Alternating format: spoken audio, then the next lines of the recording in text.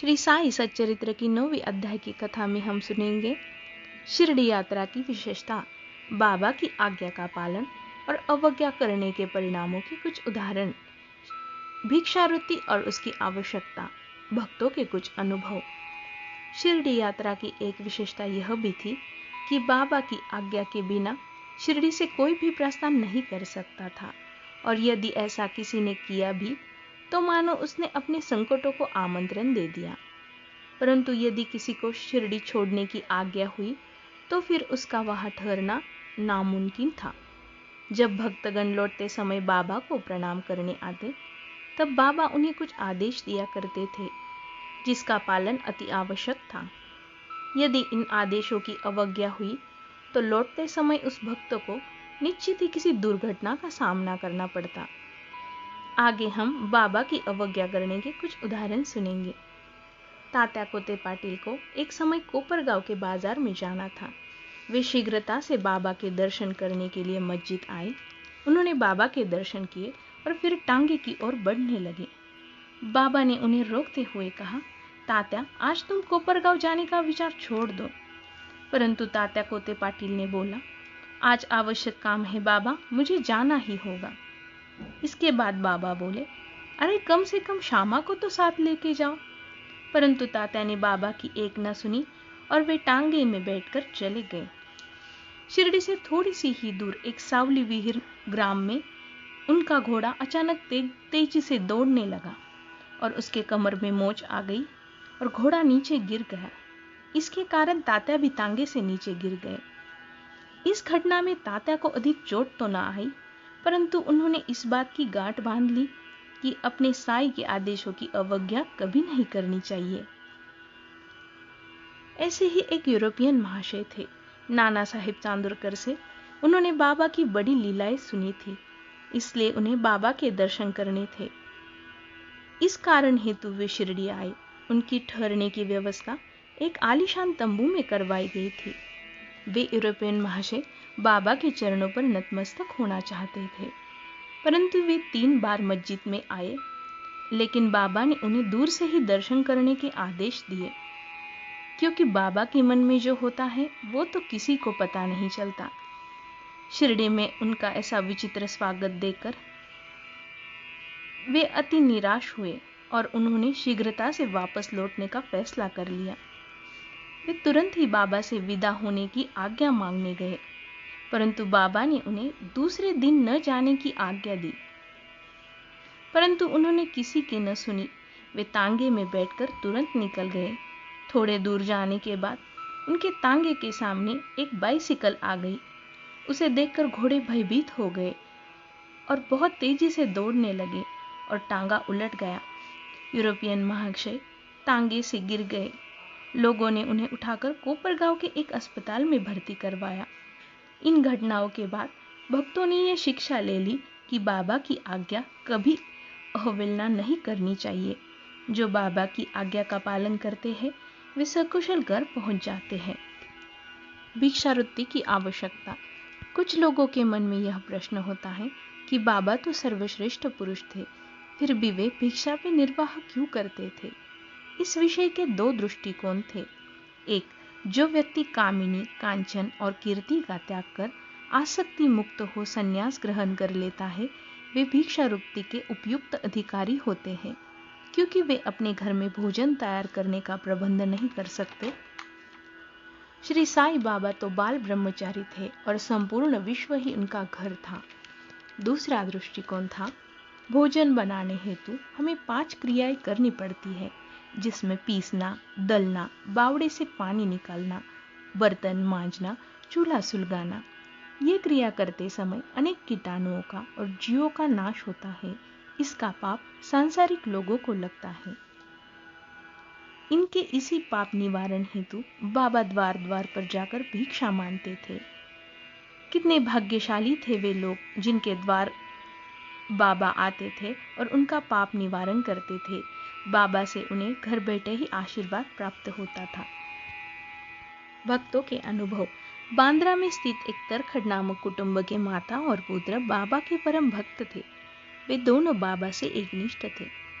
परंतु उनके पिता श्री रामचंद्र आत्माराम, जिनका उपनाम बाला साहिब तरखड़ था, वे प्रार्थना समाजी थे। एक बार माता और पुत्र छुट्टियों के दिनों में शिरडी आकर रहना चाहते थे, परंतु उनके पुत्र को यह भय था कि शिरडी चले जाने के पश्चात घर में बाबा का यथाविधि पूजन नहीं होगा, क्योंकि उसके पिता प्रार्थना समाजी थे। लेकिन श्रीमान तरखड़ ने उसे आश्वासन दिया कि वे बाबा का यथाविधि पूजन करेंगे। फिर माँ और पुत्र शुक्रवार की रात्रि ही शिरडी को निकल गए। दूसरे दिन श्रीमान तरखड़ ने बाबा को प्रणाम किया, यथाविधि पूजन करके नैवेद्य अर्पण किया। शनिवार, इतवार और सोमवार का दिन निर्विघ्न पार पड़ गया, परंतु मंगलवार को श्रीमान तरखड़ ने यथाविधि पूजन करने के बाद ऑफिस निकल गए। उनके रसोइये बाबा को नैवेद्य अर्पण करना भूल गए। श्रीमान तरखड़ ने इस भूल के लिए अपने पुत्र को क्षमा मांगकर पत्र लिखना चाहा और बांद्रा में जो कुछ भी हुआ उस भूल के बारे में बाबा से क्षमा मांगने की विनती की। उसी समय शिरडी में जब दोपहर की आरती प्रारंभ होने वाली थी, तब बाबा ने श्रीमती तरखड़ से कहा, माँ, मैं कुछ भोजन पाने के विचार से तुम्हारे घर बांद्रा गया था। द्वार में ताला लगा देखकर मैंने घर में प्रवेश तो कर लिया, परंतु वहां भाऊ तरखड़ ने मेरे लिए कुछ भी खाने को नहीं रखा था। अंत मुझे भूखा ही लौटना पड़ा। किसी को भी बाबा के वचन का अभिप्राय समझ में नहीं आया, परंतु उनका पुत्र जो समीप ही खड़ा था, वह सब कुछ समझ गया कि बांद्रा में पूजन में कुछ तो त्रुटि आई है।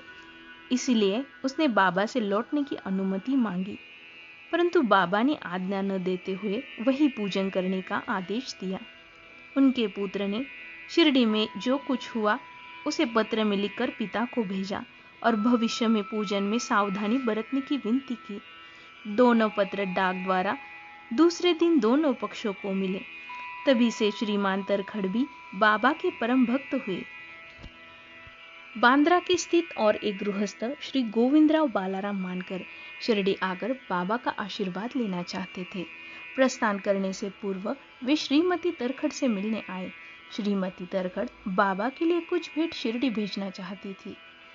उन्होंने पूरा घर छान डाला, परंतु एक पेड़े के सिवा उन्हें कुछ न मिला। उन्हें पूरा विश्वास था कि बाबा इस पेड़े को अवश्य स्वीकार कर लेंगे। अति प्रेम के कारण वही पेड़ा बाबा के लिए उन्होंने भेज दिया। शिरडी पहुंचने पर गोविंदराव मानकर बाबा के दर्शन के लिए गए, परंतु वे पेड़ा लेकर जाना भूल गए। ये सब बाबा चुपचाप देख रहे थे, परंतु जब पूर्ण संध्या की समय वे बिना पेड़ा लाए पहुंचे तो बाबा चुप न रहे। बाबा ने उनसे पूछा, क्या तुम मेरे लिए कुछ लाए हो? उनसे उत्तर मिला, नहीं बाबा।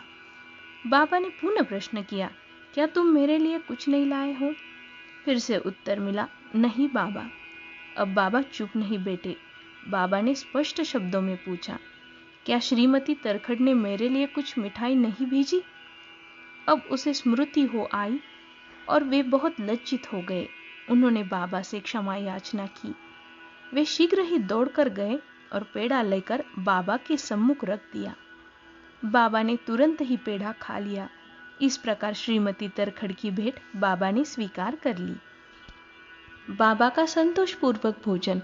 एक समय श्रीमती तरखड़ शिरडी आई हुई थी। दोपहर का भोजन प्रायः तैयार ही हो चुका था। थालियां भी परोसी जा चुकी थी। उसी समय वहां एक भूखा कुत्ता आया और भौंकने लगा। श्रीमती तरखड़ तुरंत उठी और उन्होंने एक रोटी का टुकड़ा उस कुत्ते को डाला। कुत्ते ने बड़ी ही रुचि के साथ खाना खाया। संध्या के समय जब श्रीमती तरखड़ मस्जिद में जाकर बाबा के पास बैठी, तब बाबा ने उनसे बोला, माँ, आज तुमने बड़े ही प्रेम से मुझे खाना खिलाया। मेरी भूखी आत्मा को बड़ी सांत्वना मिली है। सदैव ऐसी ही करती रहो, तुम्हें कभी न कभी इसका उत्तम फल अवश्य प्राप्त होगा।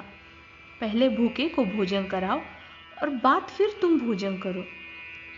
बाबा के इन शब्दों का अर्थ उन्हें समझ नहीं आया, इसलिए उन्होंने बाबा से प्रश्न किया, बाबा, भला मैं कैसे किसी भूखे को भोजन करा सकती हूँ? उसके बाद बाबा ने कहा, उस रोटी को ग्रहण कर मेरा हृदय तृप्त हो गया और मुझे अभी तक उसकी डकारें आ रही है। भोजन करने से पूर्व तुमने जिस भूखे कुत्ते को रोटी का टुकड़ा डाला था वह यथार्थ मेरा ही स्वरूप था, और इसी प्रकार अन्य प्राणी, बिल्लियाँ, सुअर, मक्खियाँ, गाय आदि, ये सभी मेरे ही स्वरूप है। मैं इनके आकारों में डोल रहा हूँ। जो इन सब प्राणियों में मेरा दर्शन करते हैं वे मुझे अत्यधिक प्रिय है। समस्त प्राणियों में ईश्वर के दर्शन करो, यही इस अध्याय की शिक्षा है। अगले अध्याय में हम श्री साईं बाबा का रहन सहन, शयन कक्ष, बाबा का शिरडी में निवास, उनके उपदेशों की मधुर कथाएं सुनेंगे। इसलिए जुड़े रहिए हमारे Sai Baba art gallery channel से। ओम साई राम।